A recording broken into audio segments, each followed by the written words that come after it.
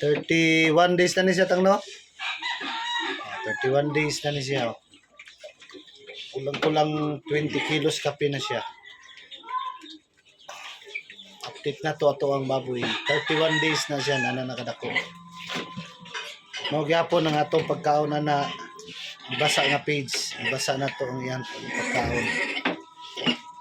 Unaon nila og sigop ang kanang sabaw. Kay kung kukulangan sila, kunyara nato sila pa imong tubig. Kailangan mahurot sa ilahang pagkaon. 31 days na siya. Mag-isa ka bulan na din no? Mag-isa ka bulan na. May update sa to ang baktin nga gibuhi. 31 days na siya. Nana nakadako. Sa una sad sila karon. Makalingaw.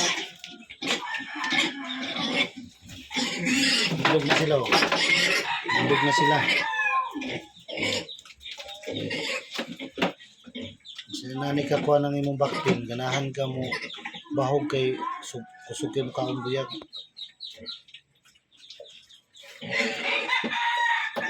Kana siya large white sad na siya pero lain nagkulor. Imo na to nag-anay.